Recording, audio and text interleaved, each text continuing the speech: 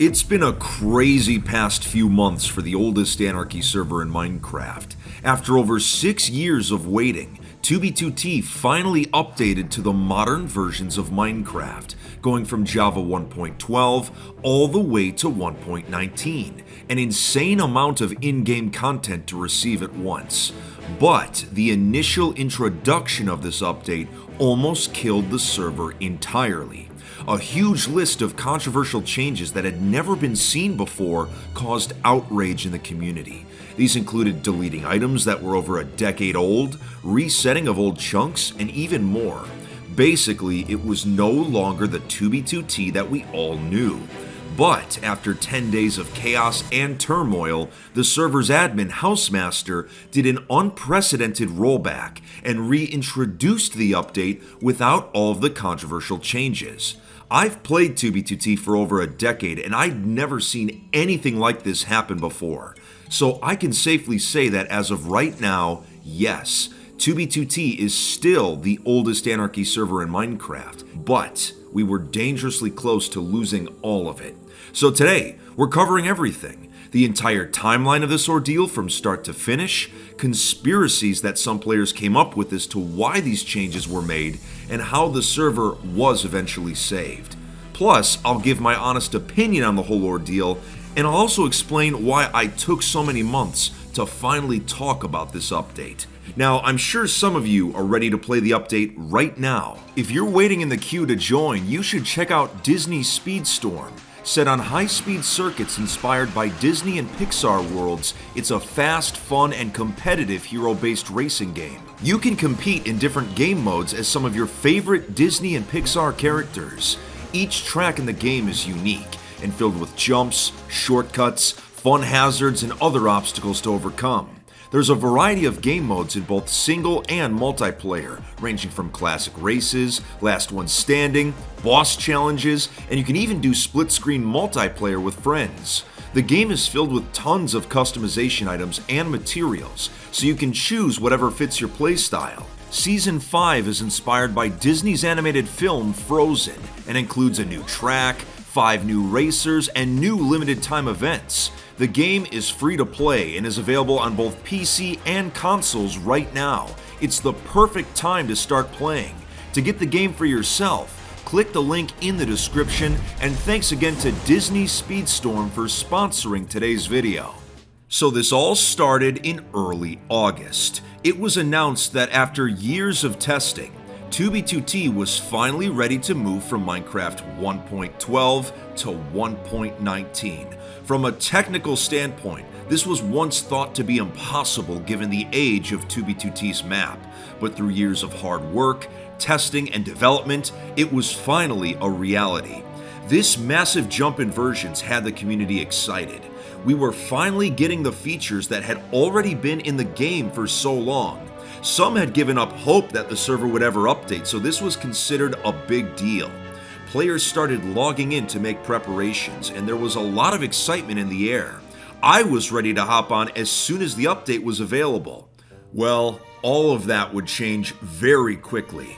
On August 14th, 2023, the update finally happened, with the server's admin Housemaster making the announcement publicly.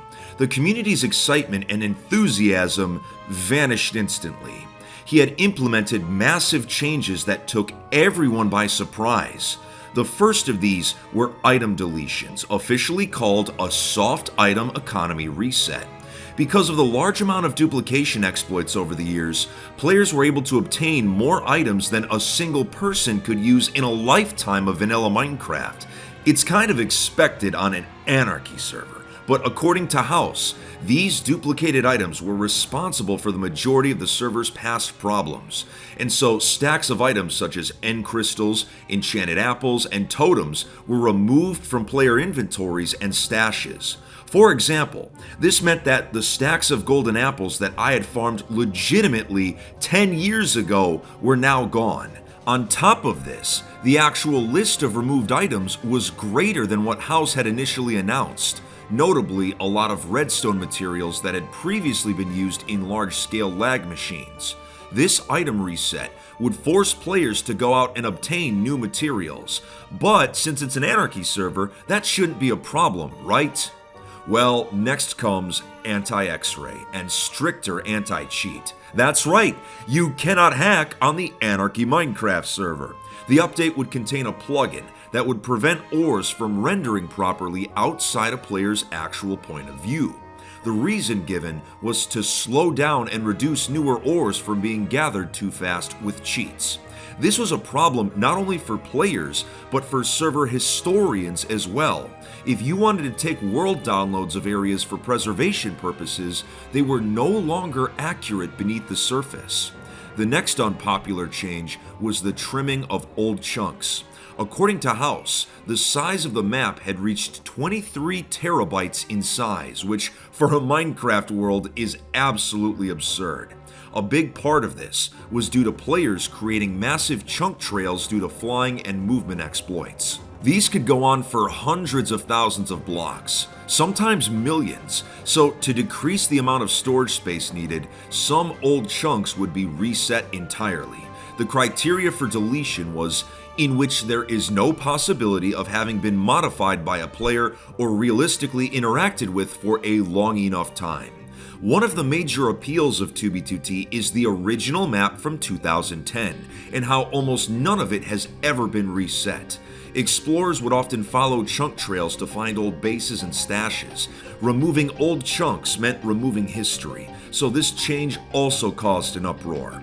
There were even reports that chunks surrounding active bases had been reset despite being altered significantly by players, so it clearly wasn't working as intended. Now, the rest of the changes were actually really good, such as having phantoms disabled, map arts no longer being reset, increased mob spawning, and many other quality of life changes, which made it all the more tragic that these three changes were so catastrophically bad that it didn't matter. No matter your playstyle, nearly every player in the community was affected. In the eyes of many, despite this massive technical achievement and outstanding server performance, 2b2t was dead, and the outcry reflected that.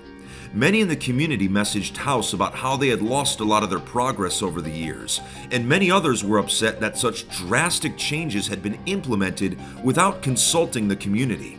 Some 2b2t content creators such as Sal said they were done with the server entirely, and many began to boycott the priority queue system by requesting refunds. When I saw the changes, I was not happy. I have a very nomadic playstyle on the server, so I don't have a permanent base anymore.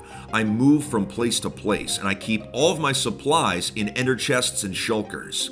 The update removed large amounts of the gear that I had obtained over my decade of playing, so it killed almost all of my motivation to try the update. Around the time, I was also really busy because me and the largest Spanish-speaking 2b2t YouTuber were given an egg to raise together. It's kind of a long story, but my Twitch viewers know all about it. But back to 2b2t, some began to speculate as to why these unpopular changes had been made in the first place.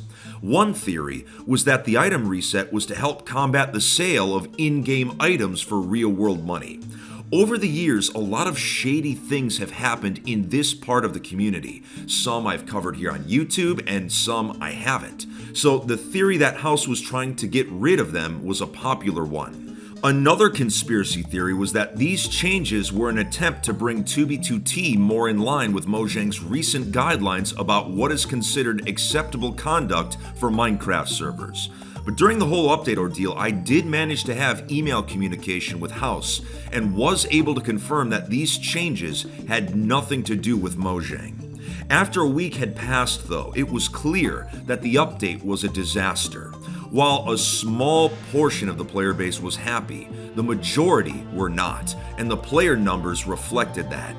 Eventually, Housemaster reached out to the community for feedback and actually listened to the player base. It was clear that the only way forward was to do a rollback and redo the update without the controversial changes. But this was a big risk because at the time, 10 days had already passed and a rollback that large had never happened in the server's history. House knew that the players that had spent 10 days grinding would be upset, but considering the established community and paying customers were leaving, it had to be done. On the 26th of August, 2023, the rollback was introduced, and the update was re-implemented without the unpopular changes. The player base rejoiced, began returning in droves, and the update was considered a massive success. 2B2T was saved. But now it's been almost 4 months since the rollback, and you've probably been wondering why it took me so long to finally talk about this update. Well, like many others in the community, the initial update broke a lot of trust that I had in how 2B2T is run and handled, but seeing it thrive now and seeing House actually go back on the original changes has rebuilt that trust, and I finally feel ready to return. So what's next? While I've messed around on the server on some alt accounts, I actually haven't logged into my main to experience the update yet. There's also a few other big stories I've been planning to cover, but I wanted to wait for all the dust to settle before doing so, and I have a lot to accomplish. Now that everything here is said and done, there's only one thing left for me to do.